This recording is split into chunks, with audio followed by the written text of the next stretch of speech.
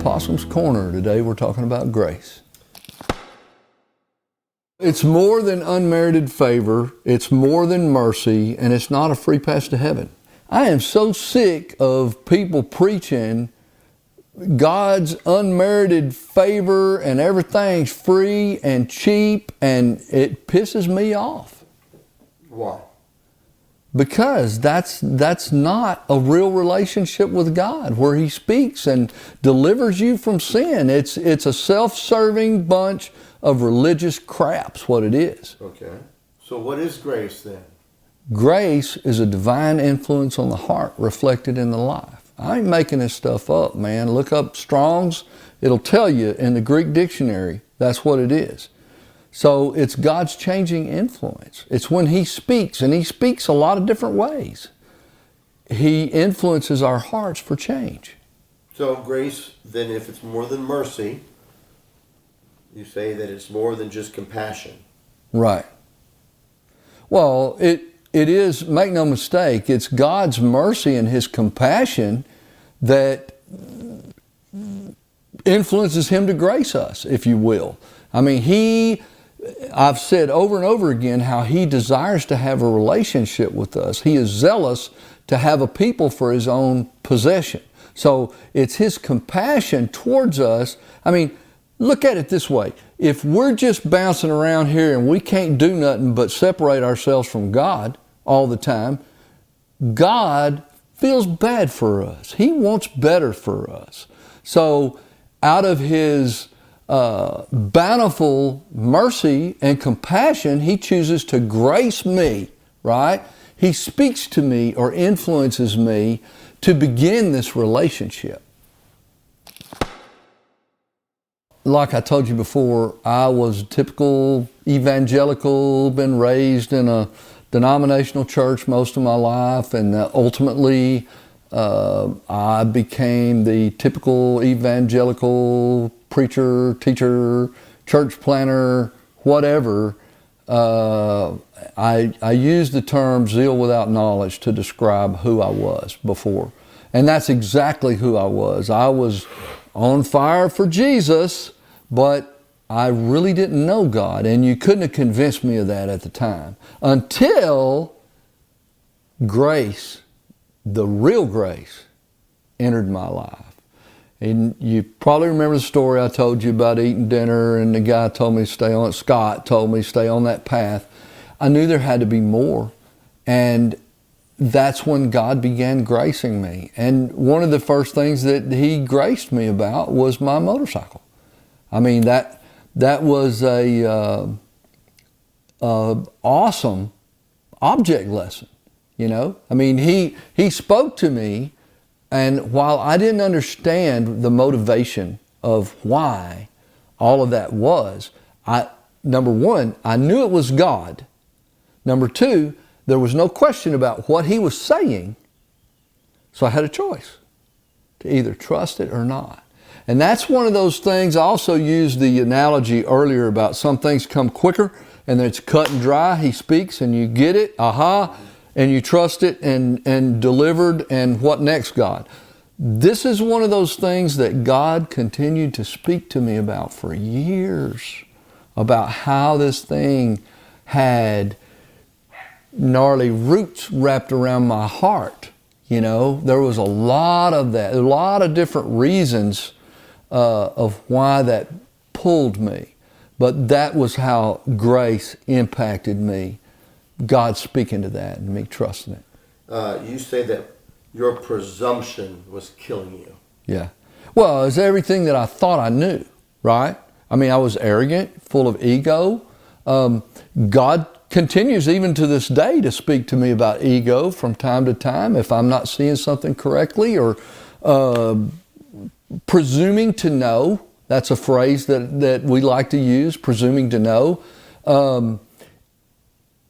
Back then, I thought I knew so many things, and they were not things that God had shown me. It was stuff that I had told myself. However you arrive at that, if the source of of the truth is not God revealing it to you, it ain't right. And that's the presumption that was killing me. Okay. What about you? Will you choose to respond to God's grace? Do you hear God speaking to you now? God speaks all the time. I got to believe that He's speaking something to you. Will you stop and give Him your heart? Will you respond to Him? Will you hear it? And will you choose to lay down whatever part of that is of you that you don't want to hear? Will you lay that down and trust God? And pray the prayer? And be delivered. To experience God's deliverance. But don't I need to pray the prayer to accept Jesus? No, you don't need to pray the prayer to accept Jesus. An honest prayer is always a great place to start. But prayer is just dialogue. It's all about relationship. Share your heart with God. That's what He's after. It's always about heart. Always. Whatever He's speaking about, talk to Him about it. You may have questions. You may have disagreements. Whatever is in your heart, that's where you go in complete honesty, as honest as you know, as honest as you can possibly be. That's where you want to go to God in that conversation and initiate that. Good segue for application.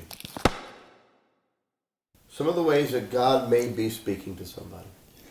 Man, there's a lot of different ways. I have God speak to me through music sometimes. I can hear a certain song and there's a lyric that stands out to me. Dreams. I shared the vision about the cross member that was bad. Circumstances, but you got to be careful with circumstances because God's only speaking through circumstances when He's speaking through circumstances. There's an old saying in the charismatic church, I know this was God because the door opened. Yeah, I talked to God about that. Just because the door opens doesn't mean it's God opening it like circumstances unless God is opening it. So there's a lot of different ways that God speaks through dreams and visions and songs and all kinds of things. What about the statement, when God closes a door, He opens a window? Well, God is God and God does what He does. And that's certainly possible, right? He could close a door and then show you a different way. But I think that most people who use those kind of statements, that's kind of a rule-based perception. They have a rule that serves them. So they make this kind of formula that really, at the end of the day, it allows them to do what they want to do anyway, which is sin, unfortunately, and they are ensnared by that. God speaks grace. He tells me that I need to die to something in my life. Right. How does grace get me from wanting something to not wanting it, to letting it go? Bottom line is when He speaks, then you begin that communication with Him and you speak to Him in honesty like we were talking about until He persuades you. You will, in continuing relationship with Him, be persuaded of the truth. And you'll be able to see it the way He sees it. He will then grant you repentance. And that sin will be cleansed away. And you'll no longer be pulled by it. Summing it up, grace is? Grace is a divine influence in the heart reflected in the life. It's God's changing influence where God speaks to me and influences my heart for change. My salvation requires God speaking and me hearing and trusting and obeying it. Period. I can't say enough. Honesty is at the core of all of this. As I said before, God could tell you something that's positive. He could encourage you. Maybe you are not as receptive to that encouragement for some reason.